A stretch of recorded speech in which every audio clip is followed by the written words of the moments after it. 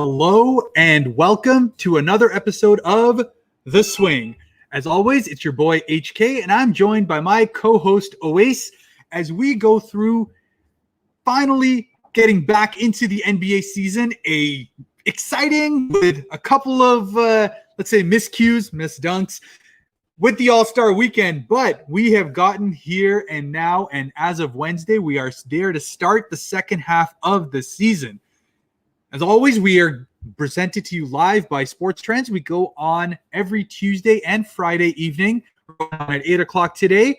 And as always, we are sponsored by Thrive Fantasy. For those who don't know, it is the daily fantasy sports prop app in which you can go on and join contests on a nightly basis, where it's very simple. Out of potentially 20 options on a given night, all you have to do is pick 10 and choose whether it's over or under with regards to points, rebounds, assists, whatever options are there. And as a loyal listener to the Swing podcast, or even a loyal watcher live on SportsTrends, if you go ahead and deposit using the promo code SWING, SWING, you will get your deposit matched 100% for up to $50. So definitely do that. Sign up and prop up today.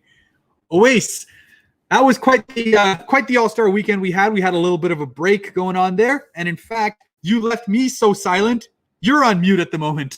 But it has been just an absolutely nasty weekend. And congratulations in advance for getting that W on me on that challenge. Yeah, I'll take it. Thank you, ladies and gentlemen. Of course, like I said, I had mentioned, the thing about the All-Star game is you got to be smart about your picks, okay? And just because it looks like a great team doesn't necessarily mean it's going to perform in the All-Star game, because minutes are going to go anywhere, depending on whose day it is. But ultimately, not just from the All-Star game top 5 fantasy guys, but also from the skills challenge, dunk contest, and three-point contest. I think I took 2 of 3, and you didn't even get a single one right, which is likely because you don't know any. You're a casual. But at the end of the day, your boy won. And so we have to collectively think of a challenge for Mr. HK. But apart from that, I was kind of looking into these notes because I did write down some things about the All-Star game, and I was failing to find the entertainment value in the All-Star game this year. It was quite, there were moments of greatness, but ultimately the festivities, I think the highlight was easily the three-point contest. But even then, you could be like, that was pretty much a no-show. They even said in the commentary, which one of this is Steph talking to the rest of the three-point contest, contestants. Which one of you is going to get second place? That was funny. It was. And look, first of all, Steph is the greatest shooter of all time, bar none. There was never any doubt about it, and this just further solidified it. It just made it interesting that it looked like Mike Conley, who, by the way, was a last-second replacement to all of this, was the one to really go ahead and push Steph all the way to the end where he needed to hit that final shot. And he did, of course. It was nasty. He had to make it entertaining. Okay, the same way Anthony Davis had to make it entertaining with the free throw last year's All-Star game. It's the same. That's fair. I mean, we got a different kind of entertainment this time around, where it was a contest of who could shoot the deeper three to go ahead and win, because Dame and Steph were just going back and forth at it. And in the end, looks like Dame took that one with the half-court shot to go ahead and wave bye-bye to Team Durant. What a crap show of an All-Star game. Like, Kevin Durant should reconsider ever becoming a GM in his life. And, the memes started busting out. I absolutely love the one that went like, my new chapter. So if you guys don't know, when Kevin Durant left the Oklahoma City Thunder to go play for the Golden State Warriors, who, by the way, beat them in a best-of-7 the year before, he went and he joined the team that beat them. And that's kind of that's basically considered to be a cliche and a scummy move by any player who's ever done that. And so Kevin Durant got a lot of hate for it. And there's this, almost like I guess it's a website or a blog called the Sports Tribune, where players go ahead and they write their, reasonings for specific things, or they recall some stories. And Kevin Durant, his headline for that article or that blog was, my next chapter. My And next so chapter. people were talking about it had like a shirt of Team LeBron, and it had like my next chapter, and I thought that was hilarious. But yeah, that guy should never draft again. Oh my God. Why are you putting Steph, Giannis, and Jokic? Like, there's so many other guys I could be like, Dame. It's true. Some of it was, first and foremost, as we've seen in previous years with these all-star team captains drafting, it's almost as if they're obligated to pick their buddies first. So right off the bat with the Kevin Durant going ahead and selecting Kyrie, that was just like right there. It's like, dude, if you're selecting Kyrie over the rest of the field, including Steph and all these homeboys that were there, that was automatically just accepting the L right off the bat. But much as I maintain the reason you won, and much as we saw COVID strike even the All-Star game, both Ben Simmons and Joel Embiid were forced to miss the All-Star game for COVID protocols, of which they won't be coming back until either Friday or Saturday for both of them respectively. So we're definitely going to speak about that.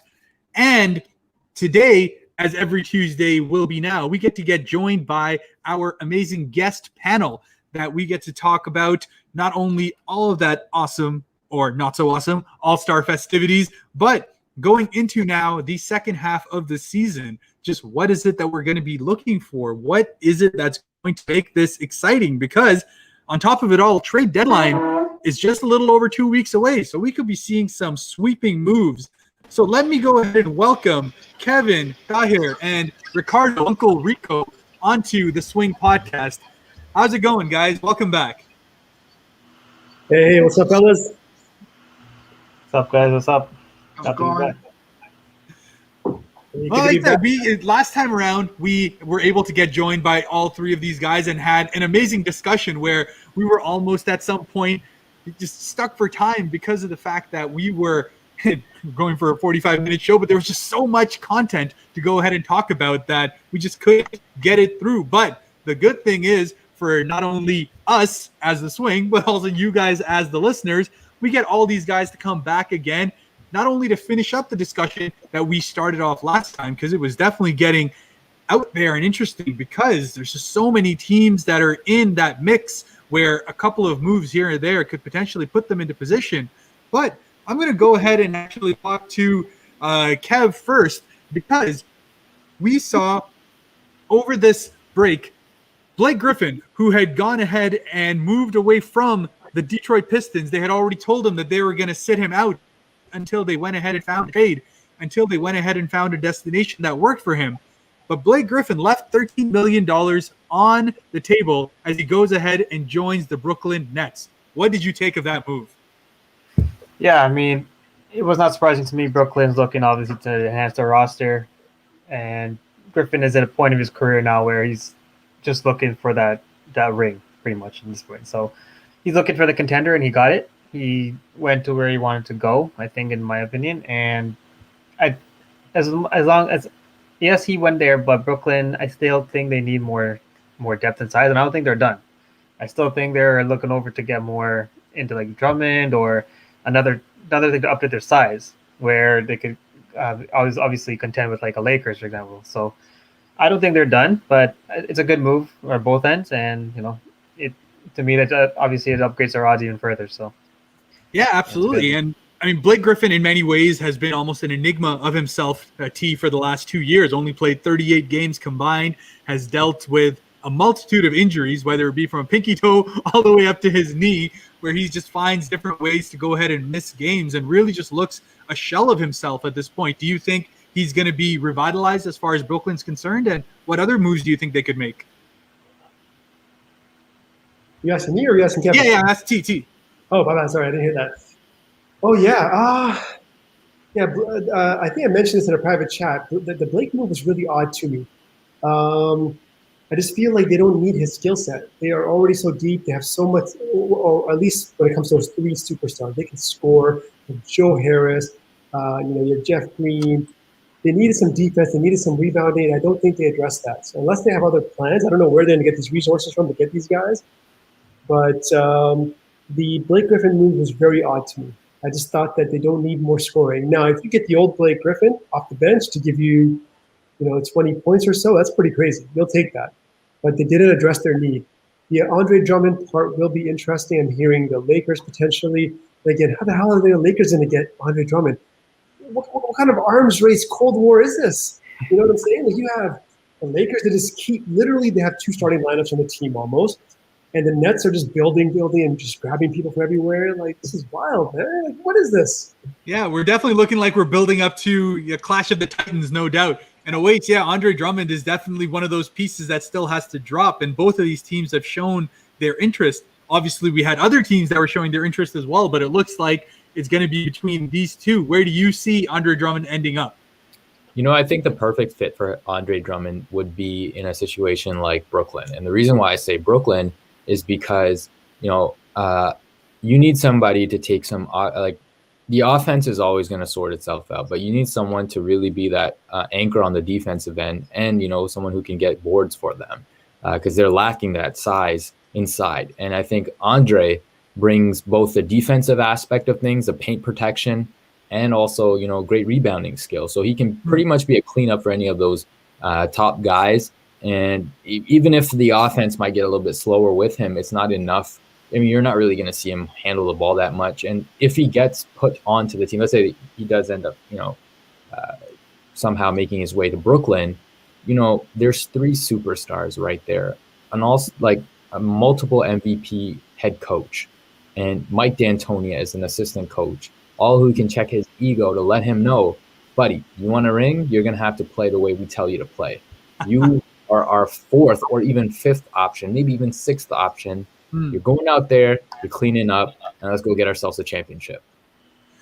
I mean, he could definitely be required to play almost like the Clint Capella kind of role with regards to when Mike D'Antoni had him on the Houston Rockets. But question is whether, first of all, Andre Drummond is healthy enough to go ahead and do that because he himself has not been, the epitome of wellness as far as playing on the floor as well as concerned. But more so than that, just you get to a point where there's just so many guys on the squad. Are you going to run into a problem where you have too many egos in one place? And this is where I'm going to scratch Tahir's coaching side brain on this. Where is it that you really jump into that scenario of having too many guys, too many egos? I understand a lot of these guys are hungry for a ring, but is that somehow enough to sometimes keep a team together when the going will inevitably get rough? Man, it all depends on your leadership. From my experience, what I've seen is it all comes down to how strong your leadership is. This is where it gets beautiful. You have a first-time head coach, absolutely respectable. He commands that respect because he has that MVP level. But first-time coaching, and coaching is not oftentimes about X's and O's. It's about personnel management. Understanding people's personalities and egos, and that's going to be the challenge. I don't know how Steve Nash will do that. I think so far he's done really well, but it's also going to come down to the player leadership. What about Durant? Who's the strong person in that room that's going to pull Drummond in? And say, hey man, the boys, let me level with you. This is what I need from you. Da-da-da. And LeBron does that amazingly well, and so does Chris Paul. Like these kind of leaders that men, if you will, on the court. Who's going to do that for them? I don't know if they have that. I really question that. Steve Nash, unproven. Durant, Kyrie, come on now. He's a space cadet half the time with what he's doing. Harden, no, he's pretty quiet. He leads by example, and so maybe DeAndre Jordan. Yeah. Actually, I was going to bring up that idea of DeAndre Jordan. Owais with Blake Griffin and DeAndre Jordan back. Could we have the second coming of Lob City? By the way, and this was hilarious, December 12th, 2019 is the last time Blake Griffin attempted a dunk in an NBA game. Can you imagine that? One of the foremost dunkers with probably 2 of the last 3 best dunks of the last decade has not dunked in 2 years. Are we seeing Lob City come back? Well, I mean, here's what I have to say. The reason why Blake Griffin was not dunking in Detroit was nothing to do with the fact that he didn't want to play there. It was more so because he had injuries that related to his lower body. I mean, you're not going to want to try and do something that your body's telling you not to do, right? At that point, at that age, when you're kind of like seeing your career progressing more to like a veteran role, you want to take care of your body. And so Blake Griffin, credit to him, outside of the fact that he was a great, dunker, high flyer, whatever, entertainer in Lob City, he extended his game outside to the 3-point line. And I thought the way he improved his dribble, his post game, and things of that nature, like that was outstanding by him. And it's just added to his arsenal. Now, maybe in this time, he's been able to get healthy again. And if anything, guys like KD, James Harden, especially James Harden, I think if James and Blake, like we're going to have a James and Blake show just in Brooklyn, because if Blake is healthy and he can get those hops in, it's going to be crazy because Harden, literally everybody's attracted to him. You just throw up that lob, alley-oop, game over. Lob City will be back, but it depends on his health. That's fair. I could totally believe you on the age argument, but we just saw Chris Paul be the recipient of a lob catch in the All-Star game, so I'm not going to let Blake live that one down, all right? He's 31. Give me some hops, man. He's only 31? Yeah, Blake's only 31, right? It just feels like he's been around forever, and he's just been thereabouts, has always been in almost that, like, situation where he was expected to be almost like the next face of the league at one point. And in many ways, Blake hasn't been able to live up to that, whether it be a combination of injuries, whether it be his own limitations as far as his game is concerned. But, I mean, Kev, as far as Blake is concerned, I mean, this is obviously a huge chance for him to revitalize. What do you expect out of him when he gets there?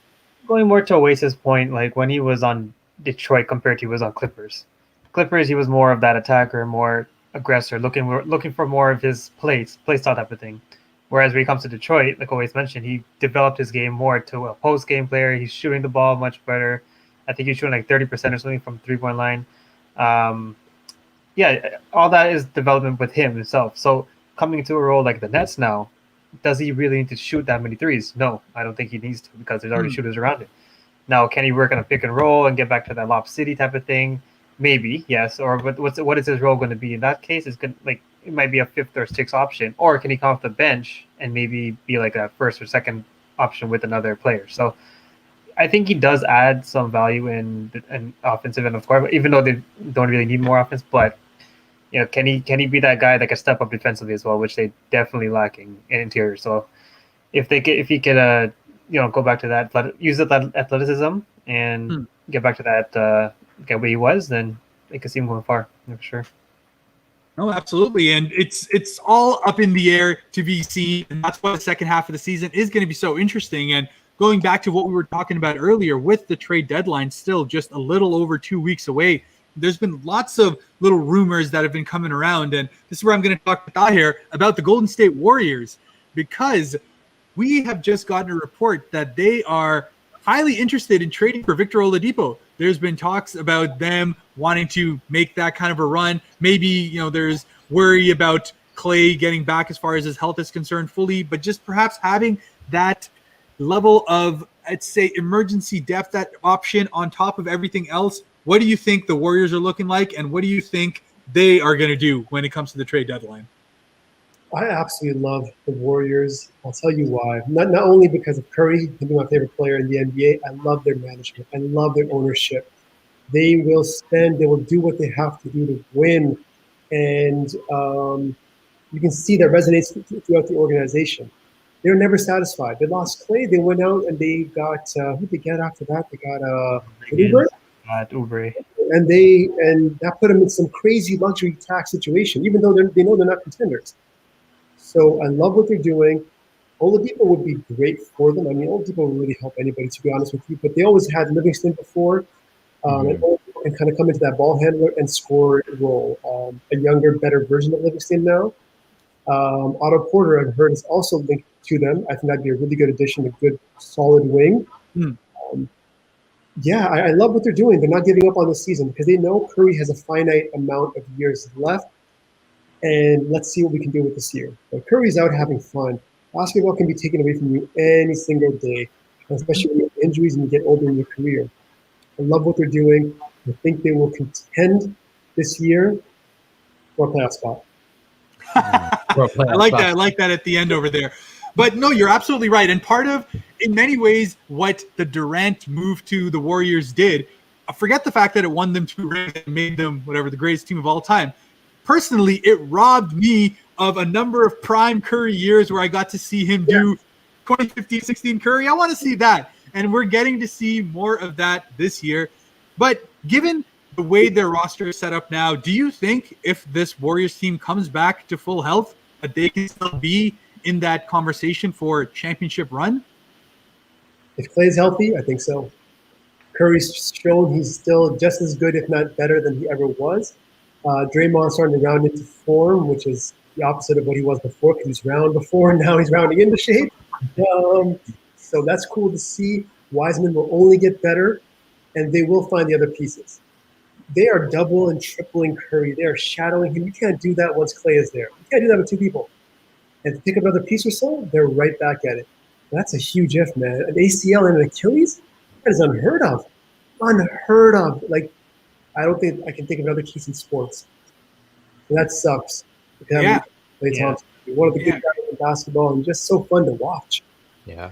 Injuries robbing us of great stars has kind of been a theme as far as this season is concerned. But that being said, Kev, speaking of young stars that we're seeing there, I mean, we just have James Wiseman on the Warriors. Do you think they're regretting going for Wiseman over someone like Anthony Edwards at this point? I mean, he's been injured earlier in the season as well, but he does. You could tell he has that ability to become that great big man that you really need. I actually comparing him and his size, everything, to Andrew Bynum in his old days. Bynum was that big man who was Lakers saw him in before he got injured. Obviously, Lakers saw him as that future big man. Wiseman, I think, could be that guy if he stays healthy and if his knees don't give up on him. So if he could stay healthy with them, I could see him as a future big for them. He's a very nice post player. He could shoot the ball well. He's good defensively. Gets up averages about 2 or 3 blocks a game. So all that is what you need in that modern day big, in this day NBA. So I see him a good fit this year with them. I really like him. Yep. It's completely agreeable. It's always that question about, are you drafting the best player available? Are you drafting for the kind of position that you're looking for? But speaking of big men, though, and big men making their voice heard, Owais, I'm going to get to switch over to the Eastern Conference now and talk to you about the best defensive team in the NBA. And it's happened not in a way that we would have expected, not the team we would have expected, and not the personnel to go ahead and do it. But is Julius Randle becoming a superstar in front of our eyes? Talk to me about the New York Knicks. Well, after that All-Star game, I'm still questioning it, but I will say that, it's not just Julius Randle. I think what Julius Randle absolutely has done is, apologies, what he has done is, he's kept developing his game. And, we've seen him step outside of the three-point line, and that in itself is something huge for a guy that we expected to be more of like a slasher and this and that. But he's effectively scoring, and a lot of credit goes to the team around him. It's not just him, going ahead and getting those buckets like that. No, you should see the screen and rolls. You should see the way that the ball's moving in New York and the way that people are just kind of opening that space for him to do whatever the hell he wants. And credit to him, he's knocking them down at a higher efficiency than he's ever done. But speaking of the New York Knicks, now, first of all, Disney disrespected them big time in that new movie. For those who haven't seen, what's it called, Soul? Yeah. They had memed the heck out of the New York Knicks. So if you guys haven't seen it, apparently there's these little soul things that, were able to get into like the physical world. And every time the Knicks would go up for a dunk, someone would just push them out of the way. And that's why they're missing buckets. But they took it personally. Disney, you screwed up. You took it personally. And, they've been playing incredible. And most of it is actually not, I'm not even going to credit the offensive side. It's the defensive end. And you have this incredible youth, but very lanky youth, right? And they are very, very good at getting deflections. They're great at rebounding, and they're highly, highly active. And that has really anchored a lot of the games that have had success with the New York Knicks. I mean, they're at 4th place right now in the East. Mm-hmm. Who would have ever thought the Knicks would be anything but bottom feeders, right? But, incredible. I think they're 2nd in the league in defensive rating, 3rd in the league in rebounds. And another thing you have to mention is just the ability. I am so proud of this resurgence of this Derrick Rose, and he was wasting his time in Minnesota, and then he went to Detroit. Of course, he's wasting his time there now. But with the New York Knicks, he said he has some unfinished business, and you need a vet to come in and teach these boys how to, handle the playoffs and the pressures there. Who better than Derrick Rose? And so that pickup by the management to me is incredible. And so when we get into, the playoffs, and I actually do see New York being a team that continues being in fourth place. I don't see them falling off that spot. And that's the prediction that I'm going to make.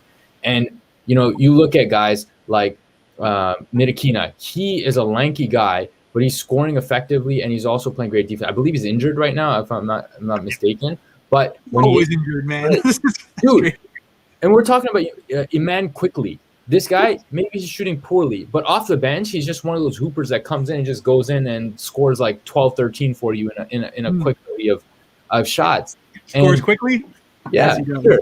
Alex Burks, another guy who individually can get you like 10, 15 any day if you give him the opportunity. But apart from that, your leaders of RJ Barrett, and funny enough, you're calling RJ a leader because he's only in his second year in the league, but he's definitely playing like that. And Julius Randle, and you've got Austin Rivers. And it's so crazy that I'm so excited to say these things. As you can see, I'm almost exasperated by how much I'm saying about the Knicks. But I don't know about you guys. This is something that nobody expected, but it's such a joy to see. I agree. And Uncle Rico, thanks very much for joining back with us. And I'm going to let you go ahead and actually talk about exactly what Owais is saying, because last week you tipped your cap to what the New York Knicks have been doing this season. Just absolutely, as you said, out of nowhere. But is it something that can be maintained? Will they keep a top 4 seed the way Owais thinks? Yeah, sorry about that, guys. I think the town of Markham must have had a power outage or something, because I just completely went dark. I didn't even see anything whatsoever. So I apologize about that. Sorry, viewers. I know you definitely don't tune in for me, but sorry in advance if you did. I would say the one thing that's going against the Knicks, as much as I agree with Owais, the strength of schedule for the remainder of the year. The Knicks are in the top 5 now for strength of schedule for the remainder of the season. So I feel like that's where things are going to start to get a little bumpy. As much I tip my cap to the defense, the Thibodeau, clearly something's working. The offensive side of things still needs to improve. But I feel like to maintain a top 4 seed, you really are going to have to beat some top upper echelon teams for the finishing of the season. I don't know if they can maintain that with the weapons that they currently have. If they make a move, who knows? I think themselves and Golden State are some of the runners for Oladipo right now. Don't know if that's going to come out or not, but I would say the strength of schedule is definitely something to watch out for with the Knicks.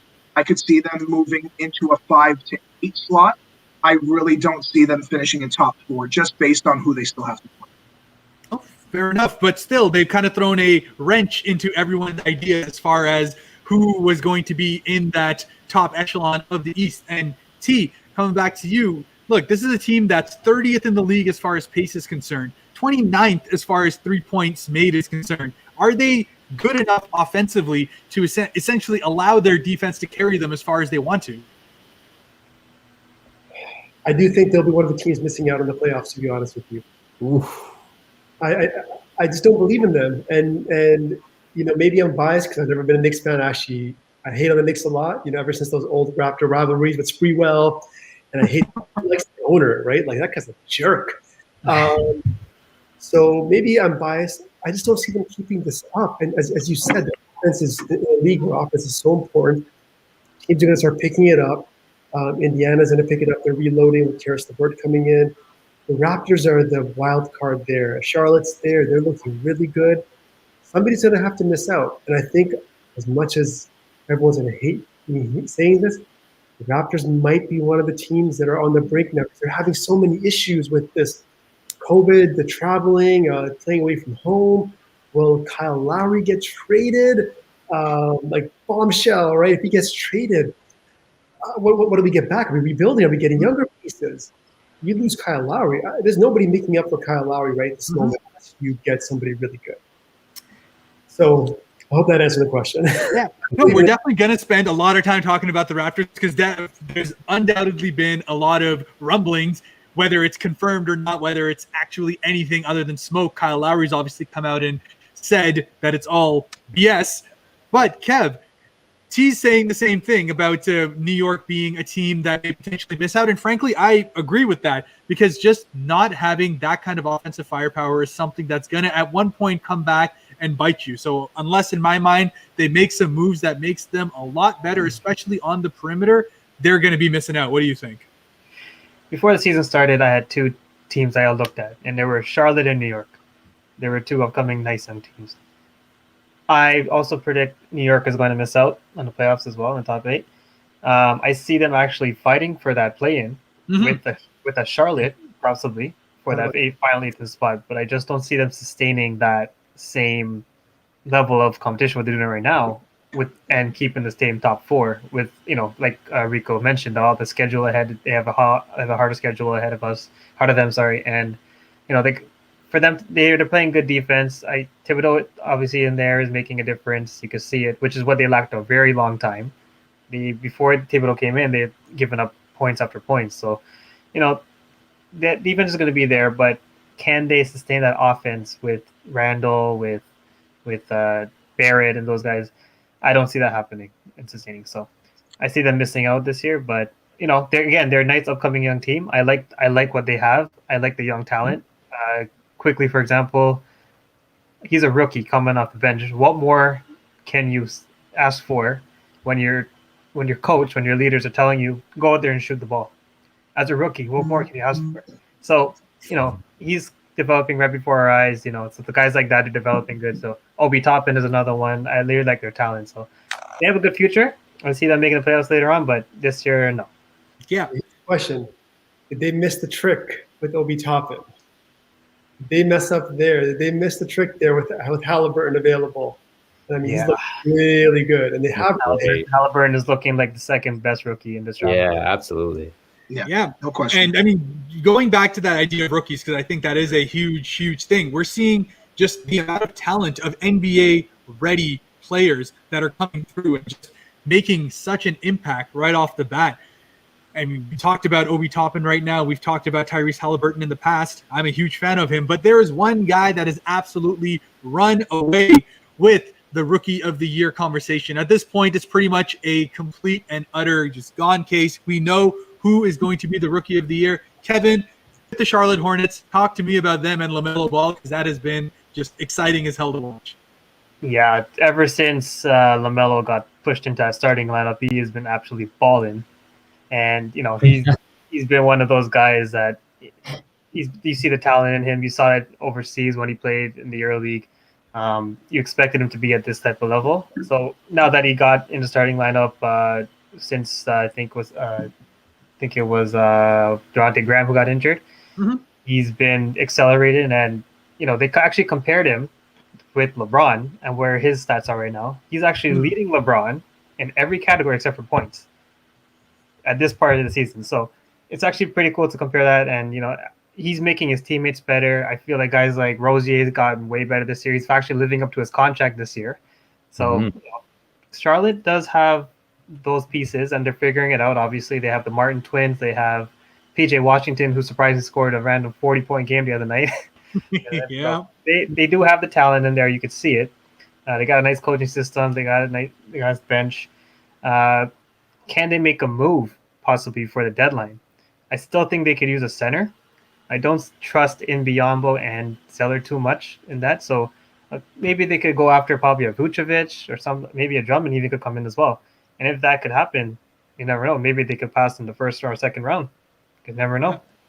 Yeah. It's really funny. We've gotten to a point where we used to always talk about it being a very guard-oriented league, you go as the guards go. But now it seems like with this trade deadline and everything, it's all about who's going to get the right big men to complement everything on there. And Charlotte, definitely that team that has just so much talent in the backcourt. You have Devontae Graham out, and frankly, the team is functioning better because of it, just because you have less guys that have to go around. We're seeing Malik Monk make real steps to his game. He's had, I think, 5 consecutive games of 20 points or more now and getting much more comfortable with his offensive role. But Rico, the East is just so matchup oriented, so matchup based. To me, when I did the preseason stuff, I actually had Charlotte sitting at the 5th seed because I really, really liked how that team was set up. I really liked that acquisition of Gordon Hayward. And to me, that is the money that he's worth. What have you seen so far from the Hornets, and where do you think they'll end up? Just the team cohesion right when LaMelo Ball comes into that starting 5, it's night and day. It's unbelievable. So this man is, I'm not even calling him a kid, because he's been playing with men for quite a few years. So clearly this is like a Luka Doncic effect here, where you start to play with men at a young age. Clearly something is coming up.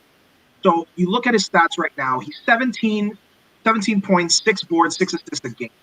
Okay, this is his rookie season. So he's rivaling, like Kev said, he's rivaling LeBron. He's rivaling Michael in their rookie seasons, essentially topping some of them at the end of it. I really think it's a team that's really a true label of a dark horse. I don't know when it comes into the playoffs. They haven't been there for a couple of years. When they are there, it's usually a first-round exit. You do have a few guys who have some playoff experience here, so that does help you. I would say this year, maybe if they're lucky, if they play Boston, if it's a 4-5 and Boston finishes 4th for some awkward reason, then they have a shot at going to the second round just because Boston's just a garbage fire right now. But if they face anyone else, I don't know if they're going to make second round this year. Next year, definitely going to be making some moves for big men. I don't know if Drummond, as appealing as that is, especially because Drummond's going to come in and start right away, I don't know if that's going to be feasible because I think Drummond's kind of saying, I don't have patience. I need to win now. I need a ring now. So he's probably going to be pushing to a more of a Lakers standpoint. I did not even think about Vucevic. I think that could be very interesting long-term as well because you have a guy who's been in the league. He has put up very good numbers, he has been an all-star a few times, and you have a vet with playoff presence for the next few years if you want to sign him long-term. So I could definitely see that. But for this year, I would say if it is a Boston-Charlotte matchup, second round, I think anyone else right now might be an exit, but definitely some long-term investments with this team. Yeah, no, I think that's a great point, and we're seeing a lot more of that consolidation into almost, like we said, the idea now of competing. It's either you're competing or you're a treadmill. And unfortunately for teams like Orlando, for so many years now, despite having, I would say, the talent to do more, they've also been dealt a bad hand as far as injuries are concerned. Obviously lost Markelle Fultz for the year, lost Jonathan Isaac even before then. We don't know when he'll be back or if he will be back to the level that you had expected. But he had shown that he was going to be a game changer on the defensive end and just a perfect complement to Nikola Vucevic. But Tahir, if we are seeing that kind of a uncertainty as far as the Orlando Magic are concerned, are they potentially thinking of moving a Nick Vucevic to some of these other teams and seeing if they can go younger again to start up? I don't get it. He's their best player by far. Why do you want to trade your best player? I don't know what his age is and what his contract situation is. But, I mean, he is by far their best player. They've missed out a lot of draft picks, and they've been dealt a really rough hand with those injuries. So what do? Do you say, no, let's just keep building, let's try to hit on a free agent and get Simmons healthy, get Fultz healthy, and let's go back at it? Yeah. Unless I'm getting a haul, I'm not trading Vucevic because he is worth a lot. He's a game changer for a team, and he can take you to another level. So someone like Charlotte. But Charlotte has some expendable pieces now, and there's some other teams that have those pieces. You know, Charlotte there's a logjam at the guard position now, especially with Hayward there, Ball, Scary Terry, and you have Devontae Graham. Was he an All-Star last year? No, it's the second round. But Malik Monk, let's not forget that. And they had Dwayne Bacon, who now is on the Orlando Magic. So it's just been like a guard central. It's like Michael Jordan just trying to find the next coming of him somehow. Like Buddy Hield is supposed to be the next Steph Curry, right? So it's just one of those where you're trying to find it. And as you said, Charlotte has never really gotten its pieces all in a row, its ducks in a row as far as their plan is concerned. But it looks like they're definitely heading in the right direction. On the other hand, a team that was supposed to be heading in the right direction, but instead is now finding themselves out of the playoff picture at this moment, and one that I think could, come and shake everything up if things come into place, is the Atlanta Hawks.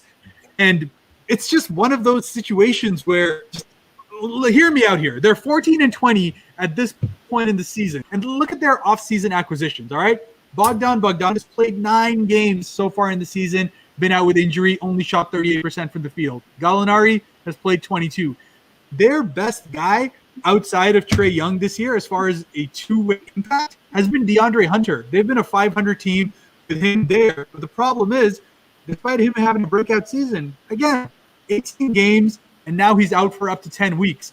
So my question is, it's just one of those things, and I had mentioned this to Owais when we talked about this earlier in the season, is that my worry about Atlanta is, despite all the talent that they have, one, is it too early because of the fact that Trae is still working his way up to that level that you need to be successful in the playoffs?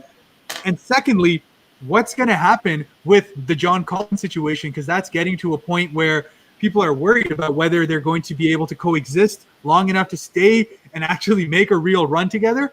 So it's just a lot of out there. And I'm going to ask Owais this because we've had a lot of discussion with the Atlanta Hawks. Just where do you think they could potentially end up? Is there still a chance for them to salvage this season?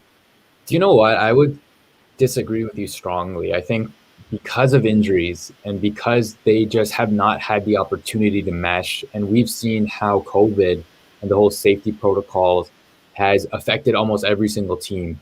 There are some teams, like, for example, Brooklyn took forever for them to even start to win games effectively. The defense was still a question, and it still is a question. But, I mean, reps with the same guys will help you get better. Same things happen with the Raptors, right? But with Atlanta, all the guys that you expected to be key offensive points are just not in – they're not playing. And so what happens is, A, they're probably off rhythm. And so it's going to take them some time to get into rhythm. And yeah, the schedule is condensing a lot. And so you'll get those. But at the same time, you talk about recovery. If you're coming back as an injured player, you are probably not 100%. You're probably coming back at 80, 90%. And with the rigorous schedule coming forward, there's no way in hell, A, that you'll be able to get rhythm. And if you do get rhythm, your recovery is going to be difficult. And so I don't think there's enough time, to mesh, not enough time for recovery, and there's not enough time for these guys to learn each other in a way that will put a product out there that will make the playoffs, or be a threat to anybody in any coming games. And the Collins situation is a little bit tough because he is such a fantastic player, and I think that if he just holds out and really tries to, if they try to figure out an identity for him, honestly, in this season, why not just give him the opportunity to continue scoring, right? Instead of going to like a Gallinari, maybe make Gallinari the third or fourth option and keep continuing with Collins and Trae, right? But ultimately, like I said, I mentioned why I think this team will not be successful this season. I don't know about you guys. What do you think? Yeah, I'm going to go to Coach Tahir about this one, because as we just got, a little while ago, less than a week now, Atlanta went ahead and fired their coach. Right? Lloyd Pierce had come in, has been a huge guy with the players, but it seemed like that relationship just went ahead and deteriorated just really quickly. And to me, if there's a synonym or a name or a word that I can attach with the Atlanta Hawks for this season, it's impatience. What do you think about it? Yeah, I agree. I think you guys touched on some really good points when it comes to Atlanta. It's tough to see someone like Lloyd Pierce go, because you really saw he looked like a really good leader, but sometimes your guys just don't buy in and things just don't mesh. And then all of a sudden things go wrong quickly with injuries, COVID, and the coach can oftentimes be the fall person, because the players in this league are just paid so much money. It's just easier to, cancel the coach and say, hey, have a nice day. Thank you. Take your check.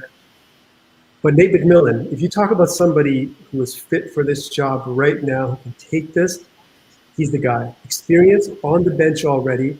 It seems like they wouldn't have kept him if the players didn't like him or didn't look upon him favorably. So the fact that he has that and the experience, if he can command that locker room and they can pivot and get healthy, there is an opportunity. There's an outside chance. And that's a team, if they start meshing, I wouldn't want to play them first round. I wouldn't, because they have a lot of pieces. They can go at it with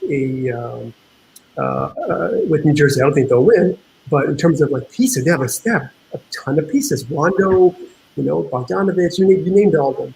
So I think there's a chance they can still turn it around. I think they won their last 2 games, right, with Nate? Yeah, so they won. Oh, I think it was 1-1 where they went. I could be wrong. I'll have to go back and check. But yeah, still sitting at 14-20. And Rico, it's 6 games under 500. We're at a point where the season is just getting so compressed. It's going to be rush. The amount of back-to-backs and everything that's coming, especially for the amount of injured players there. Do you think Atlanta can go ahead and actually make it in the playoffs? I would compare this season for Atlanta to, I'm going to bring it to soccer for a bit, the Toronto FC 2018 year, which was the year after they won the championship. And they had all those pieces. They had spent a ton of money, and injuries took over, and TFC did not make the playoffs. And I remember that President Bill Manning called that a blip year. He called it the asterisk. I'm going to do the exact same thing with the Atlanta Hawks with the injuries. I'm going to call this blip asterisk here, where, yes, it didn't work out. Yes, you have to have a fall guy. I would really watch this team next year. Their strength of schedule to finish the season is up there as well. But if they do get some injuries back, hey, they could make that wild card spot and then make some noise. And one thing that I did notice is that they're actually expanding the amount of capacity that they're going to have in their stadium for the second half of the season. So I think they are clearly trying to make a push. If they weren't going to make a push, they wouldn't do that. I really don't think they would. I actually think they're going to make a push here. Maybe a wild card spot, but at the end of the day, if they don't make the playoffs this year, I'm calling it a blip year, and just please watch out for them next year, especially with Tahir and what he said about the coaching there with McMillan. I think they have tons of opportunities to have a huge impact next year, and that's the way I'm comparing it. If they make it, great. If not, we'll call it a blip year and then focus on 2021, 2022. I like that name. I think I'm going to change my fantasy team's name to Blip Year as well, because it's been hitting the same amount of injuries on there. That guy Owais and Kemp did a good year as a result of that. Blip Year because this time you don't get to make the rules. Okay. There's no collusion. Okay. Injuries are injuries. You can't do anything about read this. Five-time champion, and is going to keep going. Rico, I might have to get you into our league as well. These guys don't respect the champs. Yeah, I know. You got to put some respect on the man's name. Oh wait, come on, man. You just got to take the L's properly. Take it like a man. Nico, just join the league. See for yourself. I want you to just join the league, and then you analyze what you got to analyze and see what happens. I don't want to embarrass anybody if I join the league. I'll tell you right now. I'll tell you what. You'll probably embarrass a lot of people because a lot of us don't know what the hell's going on. Fair. But it's been going for 10 years now and running, so I'm very happy with that and definitely keep that in track. But speaking of things that are long running and could potentially be seeing their end now, I'm going to shift this entire discussion over to our home side now. The Toronto Raptors have had what can only be described as a magical run of 7 to 8 years now since we turned into that We the North era, 2013, 2014, had that turnaround from a 6-12 season, and now obviously reached the height of a championship and in a bit of a hangover now and coming down. Are we seeing the end of the era as far as Toronto Raptors are concerned? Are we seeing Kyle Lowry make his move somewhere else? Kevin, what do you think? We've been getting a lot of reports, not necessarily confirmed, but sometimes, as they say, when there's smoke, there's fire. What do you think is going to be happening for the Toronto Raptors and maybe even Kyle Lowry?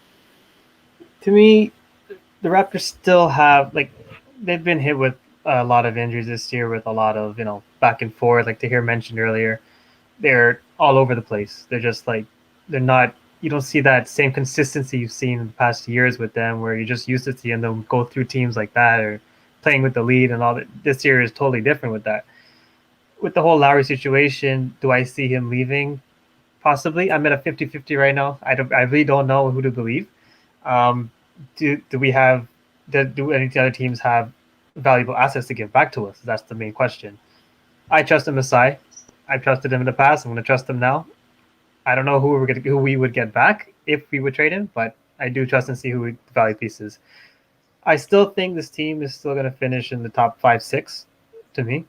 They have the mentality, the championship mentality to go through those stages. So, to me, it's all going to come down to that.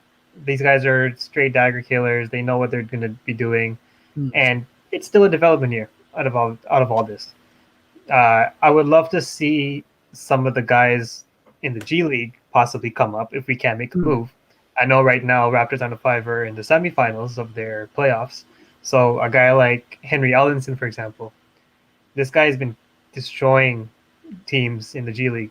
Is he that white dude with the lanky guy who just keeps shooting dagger after? Man, wicked gun. Yeah, that guy's balling out, man. He wouldn't miss. He has game winners too. Yeah, he's a big. I think who we would possibly lack if you don't have to give up anything.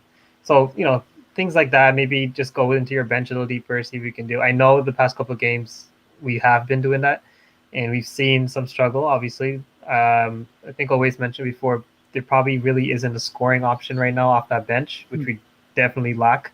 And we've seen the past years we had like that bench mob that you could just trust on all the time. Now you don't have that. So who can you step up to see who can get those type of scoring? So it's gonna be an interesting second half of the season. I still see them making the playoffs. I still see them in a 5-6 seed type of thing because the 5 to 10 is going to be very tight this year. It's going to come down to at least 3 or 4 teams to me, and I see Raptors being one of them to go in. Do I see them making as far as conference finals? No. I see them making as far as the second round and possibly getting booted out there, but I still think they have the type of levels to compete, and that's what I want to see in them. So I see them up there. No, I think that's a great point. And I'm going to get Tahir to talk a little bit about it here because to me, there's other factors to be thinking about when you're actually talking about Kyle Lowry and his impact. Obviously, there's the impact on the floor, which he is still playing at an absolutely elite level and would be a complete addition to any team that's looking to compete. So no doubt he is going to be getting call after call to do that. But in the sense of the Toronto Raptors themselves, when you think about what Kyle Lowry means, not only to the city, but as him being essentially the godfather to all of these young guys that have gone and become everything that is there, is it perhaps not more beneficial for Toronto to, see this out, have him continue to be the mentor for these young guys and continue to be, delivering the way he has? Because as far as we've seen, Kyle himself has not necessarily asked for a trade, but Masai, of course, is always open to questions. So what do you think would be best for the Toronto Raptors to do? Okay, this is so complex. I've been thinking about this a lot. We've talked about this off wax a little bit. It all comes down to if Kyle wants to go. If he signs off on it, I think it is in our best interest to trade him. We're not contenders anymore. This is his last little bit of his peak. He might have one more year left like this, or this might be it, like his peak. Kyle Lowry, it's about to go soon. Why not cash in? The teams that are going to want him, here's the wrinkle though. The problem is the teams that will want him are probably contenders, so they're not going to give up like for like pieces most likely.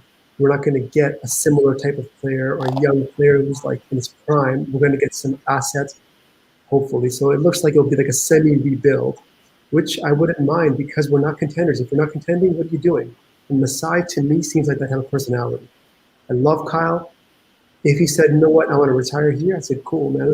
Let's bite the bullet. Let him stay until he gets old. He's earned that. We have a championship. Let's do it. But it's an amazing situation. If he's like, hey, you know what? I wouldn't mind going somewhere else. Because now you're like, okay, I'm not burning my boy. You're not going to be left like in that DeMar situation again. They left a really bad taste in our mouth. You're left with Kyle saying, I'm cool. I sign off with it. You shake hands. You say thank you. When you're ready to retire, we'll retire you here. 1-day contract. Put your number up. But right now, cash in. Get some picks. 3-team deals, get a young player. I wouldn't want to get an Oladipo or a Drummond right now because they're both free agents at the end of the year. And I feel as though, as much as I love Masai and I do trust him completely, I've said this to you before, Howard, I feel like we missed out on when we lost the salaries of Ibaka, Kawhi, and Gasol. All of them, we got nothing back in return, not even a trade exception. So those big salaries, as you know, with the salary cap, we can't now lose the salary and sign that same salary back because salary cap rules. Mm-hmm. So with Kyle, his huge salary gives us back some contracts that we can control for the future. So I would be in favor of trading Kyle Lowry if he was okay with it. That's I'm gonna fair. miss And I mean, in the end, it's gonna going to hurt. be down. I would never, ever want to move Kyle. All right, let's just start here. I'm willing to take whatever bullet is because Kyle's my boy for life. But Rico, as Tahir said, there might have to have situations where 3 teams get involved, all of this. Let's talk hypotheticals over here then, in terms of what kind of package or what kind of assets would you in your mind think a fair, almost you never get like for like in this, but what is a fair deal for you to get back for a player like Kyle Lowry for the Toronto Raptors?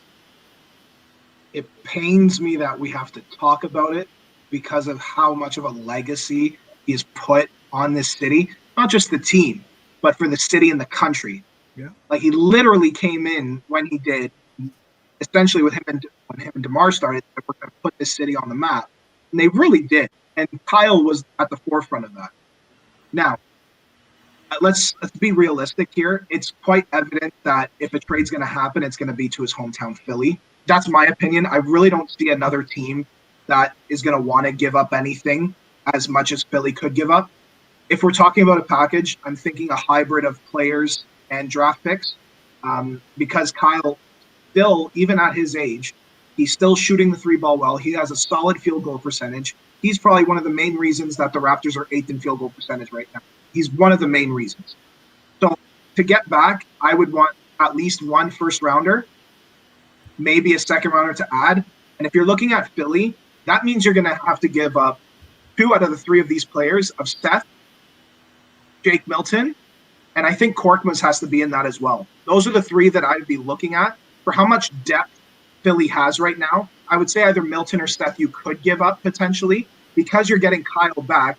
And if you start Kyle right away or you put him on the bench, I'm assuming he'd start right away, you still have a lot of weapons that you can put in your depth chart for Philly. So I would be expecting at least 2 picks, 1 in the first, 1 in the second, and potentially 2 of those players, just to add to that aggregate to make up for what we're losing with Kyle. That's all I see, and I'm just really focused on Philly. I haven't focused on any other teams because I really think if he's going to get traded, they're going to respect him and bring him to his hometown. Fair. Owais, are we going to be getting Danny Green back then as a result to match these salaries? Your boy in the green room, is he going to have to get back over here with the States? Before I even get to the Danny Green situation, I want to say one thing. And you mentioned that, Kyle Lowry's a big asset to these guys because, they'll be able to learn from his example over and over again. But let's not forget, like, Kyle Lowry and these guys have been almost mentored for the last 5 seasons easily, right? So whatever they needed to soak up and understand and learn, it's all there. They've learned it. If anything, now it's just to action it. So losing Kyle Lowry, of course, it's going to hurt us in many ways because there's so many intangibles to losing a guy like that. But in terms of what he needs to continue giving these guys, I don't think there's nothing left. So if anything, they have his number. They're boys, right? If they need to talk about something, it's a phone call away. It's, they'll figure it out. So it's a perfect opportunity for Toronto to use Kyle as leverage to almost, you have your foundation with Pascal, Freddie, and Norm, right? Build around that, build a bench. And if you need to pick up picks, similar to what Rico's saying, and similar to what Kevin was saying, we need the right value. We trust MSI to get the right deals. And hey, if we're known to be a team that that scouting is so elite that we're able to get undrafted guys and make them play almost as like they just add them to a foundation of great players and a great system. So the drafting and stuff like that's not the concern. But do you think that there's draft picks in the future that, maybe elite level, like a LaMelo Ball? I don't know, but you can always leverage those picks to get better players in the offseason as well, right? And if we're talking about 3-way trades, man, rack up on those draft picks and maybe pick up a few pieces here and there to just kind of be in that rotation. And then when this offseason comes or next season, whatever the situation is, when these boys will be ready, because like Kevin has been saying, this is a transitional sort of season where these guys are learning what responsibility is all about. They're learning what leadership is all about. So when you create that confidence, when you create those reps and you create that identity again, you add in those new pieces that will just elevate everybody. And I think that's what we're looking at, a 3 or 4 year period where we just absolutely come back to that championship level situation where we find the right moment, the right pieces, and we're back there. And if Danny Green is to come back as a result of, coming back from Philadelphia, man, I have no issue with that. I think Danny Green was, everybody loves to hate on Danny Green for some reason, just because, his 3-ball hasn't been as great or elite as it used to be in the past. But you can't take away the intangibles of what this guy does. He's a great playmaker in some capacity. He also spaces the floor out for anyone, because even if you say he's not shooting that well, people will have to respect that 3. Third thing is the defensive IQ that guy brought. You think that, you talk about that championship run. If you talk about a guy from the beginning who established that defensive IQ for a lot of what these guys are doing right now, it was because of Danny Green. You can talk about Kyle and everybody else, but Danny Green was the anchor. And Marc Gasol being added to that was just the best possibility we could possibly have. So if Danny Green comes back, I'm the happiest guy in the world. We're not doing anything, but if anything, we have a guy who's going to give us great content podcast-wise, and we'll play defense. And we'll maybe score some buckets for us. So, hey, I'm all for it, man. Yeah, I'm ready for more episodes of The Green Room. I love those things when he was back here. Now, it's just not as fun when he's out in Philly now.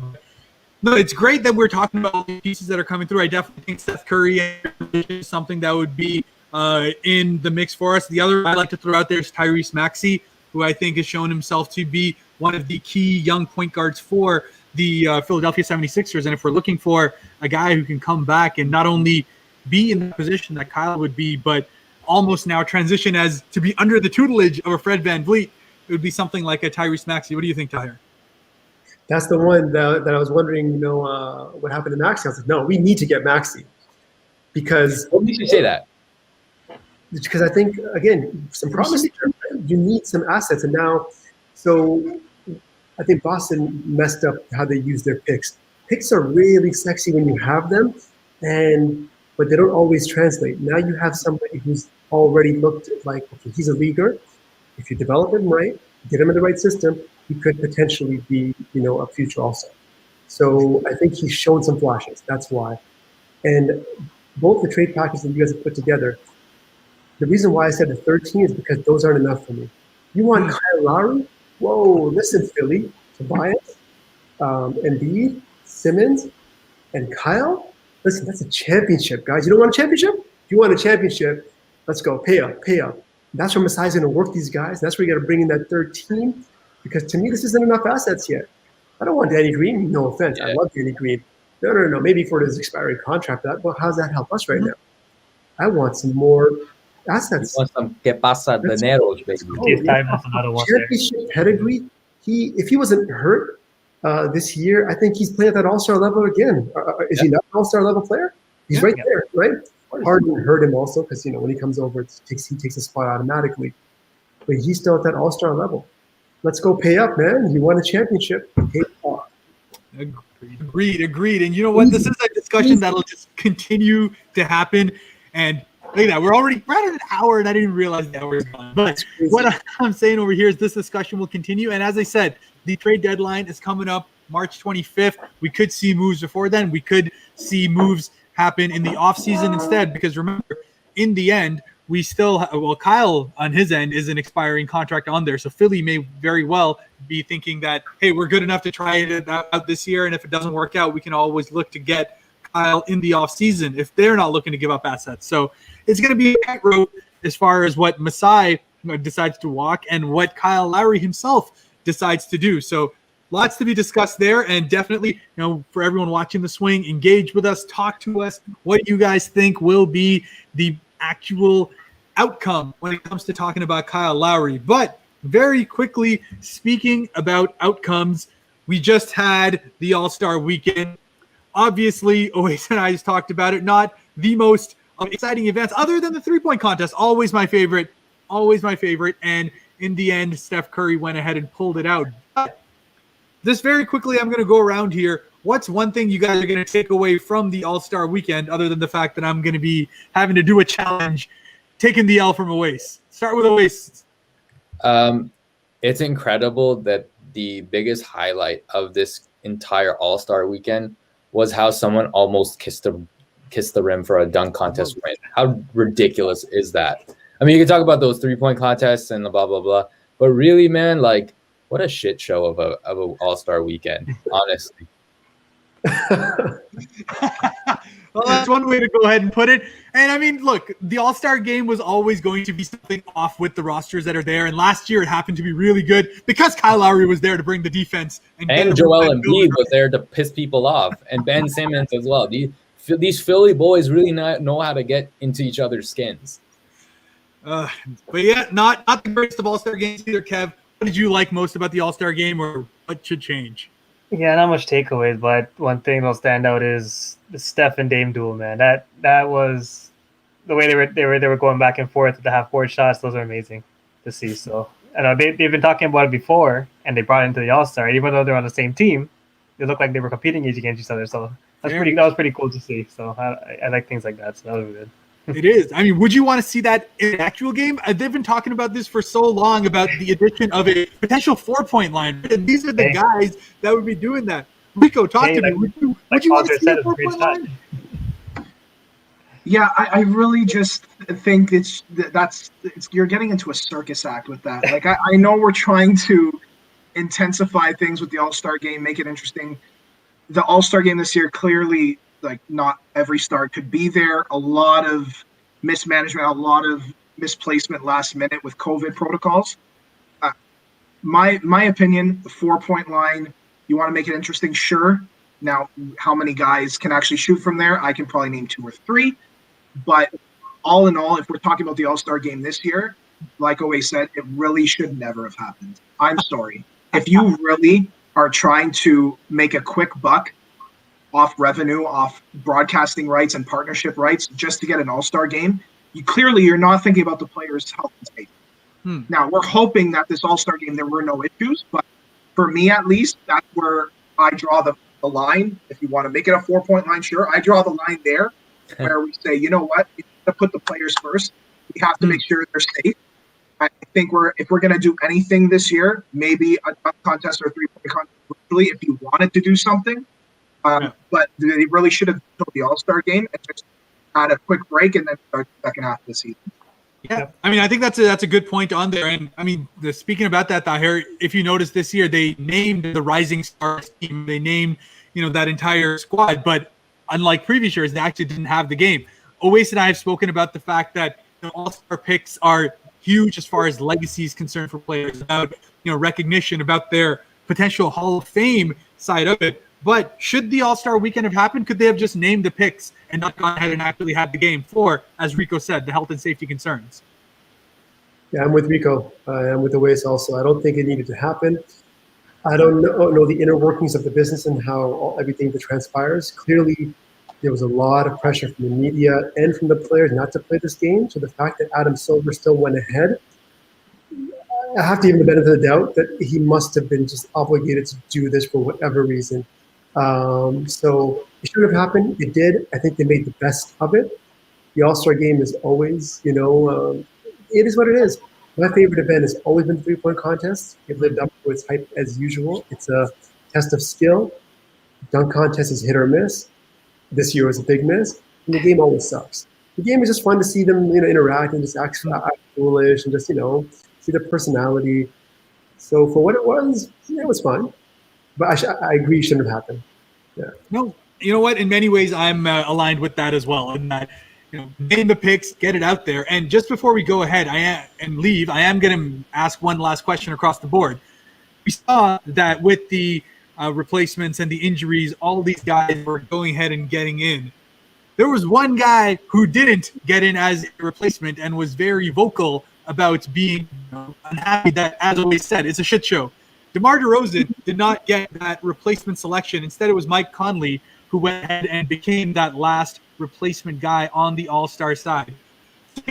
I'm okay with it, one, because Conley, being one of those guys who has been snubbed for years upon years, finally got his opportunity. A Utah Jazz team that's been the best in the West, best in the league, getting those 3 representatives. But, Owais, Is that the right selection for the year? Would you have had DeMar or someone else be there instead of Mike Conley? And I think I know your answer.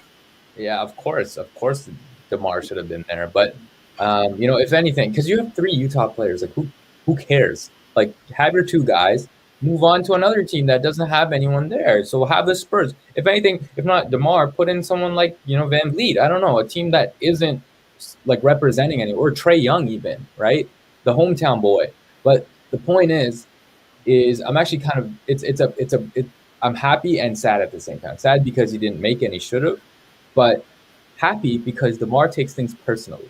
And when he takes things personally, he does incredible things on the court. So just wait for the second half and see the damage DeMar's going to do to the entire league. Because let's not forget, he's so stubborn. When they told him that the 3-point line, he sucks at it. He sucks at shooting threes. He's like, okay, I don't need to do threes anymore. I'm just going to dominate and be efficient inside. And he did that. And fair. Just wait. Yeah. Nah, I mean, hey, gotta love Debo as always. He has changed his game and adapted as necessary. And in a season and in a year where everything is a bit off, he's just kind of doubled down on that inside and is having the best assist game of his entire career and is having the most efficient year of his career. So what do you think? I mean, the Spurs have been absolutely incredible the entire year based around their expectations. I think Debo should have been in. Yeah, Debo definitely should have been. You want to talk about getting snubbed? This guy's been disrespected by ESPN, being out of the top 100. So, things like that. Like Owais said, he does take personally. He's gone through a lot this year alone. I know with his father passing away and all this stuff. So, he's actually been balling a lot this year, and he deserved a selection in the All-Star game, whether it was starting or not. But like you said as well, he's been taking his game higher. He's been, his assist to turnover ratio has been better. He's definitely shooting better too. He's been shooting threes, more recent than before. So he's one of those guys that always just grinds, comes to work, goes home, does the job. So he's always been that consistent guy. So I feel he should have been there as well. Fair enough. And you know what? It's funny because outside of all of these rumors that have been going, there have been other rumors as well where potentially we could be seeing a scenario where Debo could potentially be coming back into Toronto, where if certain things have to actually work out. So, I'll just end this up with Rico and Tahir right here. If we're talking about all these deals for Kyle Lowry and all these that are happening, and if other teams could get involved, if there was a chance to be able to get Mr. I Am Toronto back into the squad, is that something that you're down for, or is that something that's, bit of a pass, take it, move on? What do you think? Yes. Bring him back. Isn't he a free agent at the end of the season? He is. Yep. Sign him at the end. I'm not trading for him. I'm not giving up more assets. That's for sure. Again, we're not competing. Even if he comes back, we're not competing. I would love to see him back. It sucked the way he went. It had to happen. When it happened, I was very vocal about this sucks, it hurts. I love DeMar, everything he represents, class personified. But he just wasn't that guy to help us win the championship, and he wasn't going to be that guy at the time. So it was a business decision, and clearly it worked out well. I would love to have him back. He is, again, class personified, consistently putting in work. This guy's a straight-up baller, and I would love to have him back. He puts in work in that mid-range game, man. I love that because that's kind of, how I've played, how I model my game, right? That mid-range game, I love it. He'll work you. He will work you, and he still has some bounce. He still has some bounce. He'll bang you. Yeah, and he's only 31, man. Only 31, turning 32. That's still a lot of time and a lot of game under his belt. So, Uncle Rico, as we go away, give us the going away present. Are we looking to get Debo back? Should we look to get Debo back as perhaps a mentor for these guys while Kyle could potentially be on his way out? Yeah, 1,000 times yes. 1,000 times yes.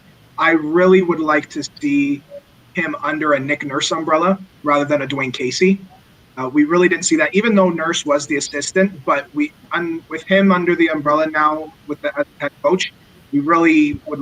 I love that experiment just to see how DeMar does with that. I think sky's the limit there. And also when he left, clearly his defense has improved. When he's been with San Antonio, his shooting really hasn't dropped at all. He's still shooting on a consistent basis from a mid-range point. And I think he's done very well under Pop. I would, without question, if we had the opportunity and the deal was basically ready to be made, yeah, there's no question you got to bring him back. I would love to see it. I'd love to see it. I think all of us would. It's just one of those where some people just make a special connection with the city, with the fans, with the entire franchise, and few guys have done that to the way that DeMar DeRozan has. But Bring him back. bring them back. But with that being said, we are signing off for this week on The Swing. It's incredible having you guys here as always. And like I said, Tuesdays are dedicated to be able to get that discussion with, you know, other guys who are in the basketball circle, other guys who really understand the game and really help elevate all of our discussions out here. So this was awesome to have. And once again, we thank SportsTrends for giving us the platform to be able to go live. As always, you guys can follow SportsTrends itself at SportsTrends Canada on Facebook as well as Instagram, and the Swing Podcast as well. You see the ticker running down throughout the show. Definitely make sure to follow us. We're live not only on YouTube, not only on Facebook, but also on the IPTV Sports Trends channel. So definitely check that out if you haven't had a chance to just as of yet. And like I said, keep asking us questions on the show. We definitely go ahead and get you guys featured on there, answer your questions live. And again, we still need to know what challenge I should be doing. So by the time Friday comes around, I will be taking that on for that guy's Owais, his successful victory against HK for the All-Star game.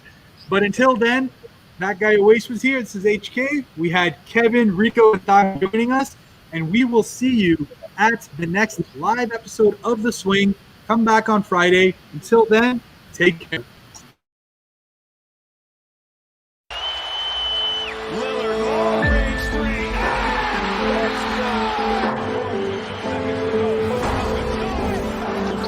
Simmons, is this the dagger?